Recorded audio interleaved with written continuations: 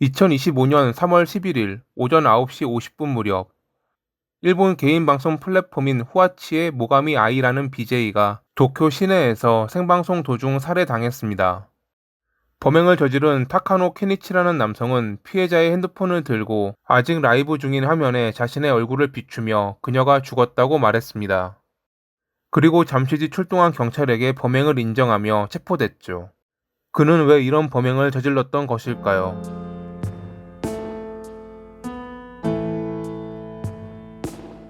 본문에서는 피해자를 본명인 아이리로 칭하겠습니다. 야마가타현 야마가타시 출신인 아이리는 방송에서 자신이 고아였고 보육원에서 자랐다고 주장했지만 그녀의 지인에 따르면 현지의 부모님도 잘 살아계시고 고등학교까지는 함께 살았다고 합니다. 고아라는 주장은 시청자들의 마음을 끌기 위한 거짓말이었을 가능성이 높습니다. 다만 가족과의 관계는 좋지 않았던 것 같고 고등학교 당시 외박하는 날이 많았습니다.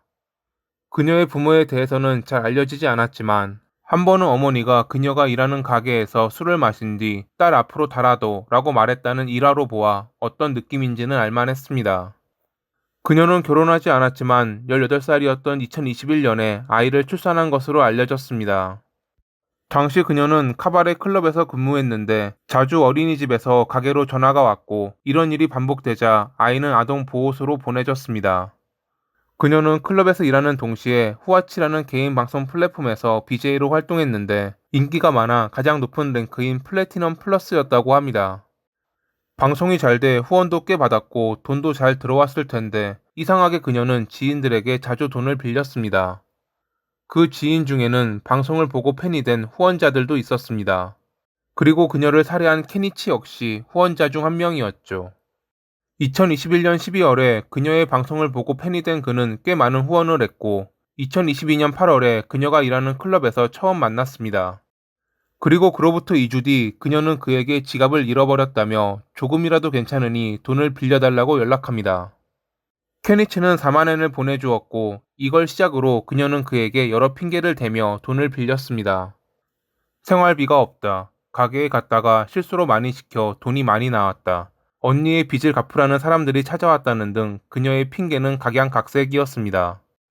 그녀는 돈을 쉽게 빌리기 위해서인지 그에게 관심 있는 척하는 문자도 많이 보냈습니다. 2달 만에 그녀가 그에게 빌린 돈은 총 250만 엔, 하나로 약 2,500만 원에 달하는 금액이었죠. 대출까지 하며 돈을 빌려줬던 케니치는 아이리에게 여러 번 돈을 갚으라고 말했지만 그녀는 차일피일 미룰 뿐 전혀 돈을 갚으려는 의사를 보이지 않았습니다. 결국 2023년 8월에 그는 그녀를 상대로 민사소송을 제기했고 법원은 그녀에게 251만 4,800엔을 지불하라고 명령했습니다.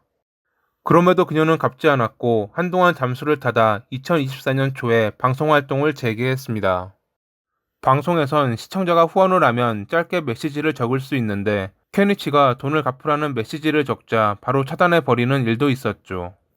그리고 2025년 3월 11일 지하철 노선도를 따라 걷는 콘텐츠를 하던 아이리는 몰래 그녀를 뒤쫓던 케니치에게 살해당했습니다. 사건 전날 그녀가 내일 일정에 대해 예고했고 실시간 방송을 했기에 시내에서 그녀를 찾기란 어렵지 않았을 것입니다. 범행을 저지른 뒤 그는 현장을 떠나지 않았고 잠시 뒤 출동한 경찰에 의해 체포됐습니다. 당시 그가 경찰과 나누는 대화는 라이브를 통해 시청자들에게 그대로 전해졌는데 그는 자신이 그녀와 아는 사이고 트러블이 있어 그랬다고 밝혔습니다. 하지만 진짜로 살해할 생각은 아니었다는 말도 덧붙였죠.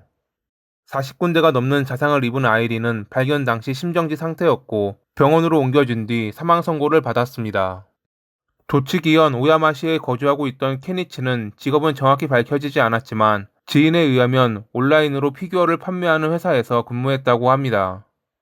학창 시절에는 조용하고 어른스러운 타입으로 눈에 띄지는 않았지만 공부를 잘하는 편이었는데 고등학교 졸업 후 어딘가에 유학을 갔다, 어느 대학을 나왔다는 등의 소문만 있을 뿐 정확히 알려진 것은 없습니다. 몇 년 전부터는 친가 근처의 아파트에서 혼자 살았고 최근 가족과 소원해지긴 했지만 불안은 없었다는 증언도 있었죠. 이 사건을 접한 사람들은 그의 반성 없는 태도를 비난하기도 했지만 또 한편으로는 빌린 돈을 갚지 않은 피해자도 문제가 있다, 나라도 그럴 것이다, 자연사다 라고 말하는 이들도 있었습니다. 사건 이후 아이디의 약혼자라고 밝힌 남성이 자기가 케니치와 대화를 나눴던 적이 있다며 녹음본을 공개했는데, 자신도 그녀에게 돈을 빌려주었다는 내용과 그녀가 돈을 많이 못 번다는 내용 등 케니치를 몰아세우며 자기 말만 하는 일방적인 대화였다고 합니다. 이 때문에 그녀가 항상 돈이 부족해 빌렸던 이유가 약혼자에게 뜯겨서 그런 것이 아니냐는 말이 나오기도 했습니다. 아마 이에 대한 진실은 아이디가 사망했기에 밝혀지기 어려울 것입니다. 이 사건은 단순한 개인 간의 금전 문제를 넘어 온라인 관계의 취약성과 위험성을 다시금 상기시킵니다.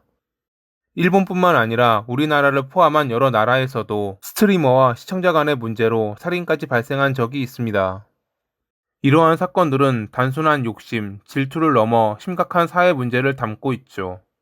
이러한 일들을 사전에 예방할 수 있는 방지책이 마련되길 바라며 이만 마칩니다. 오늘도 시청해 주셔서 감사합니다.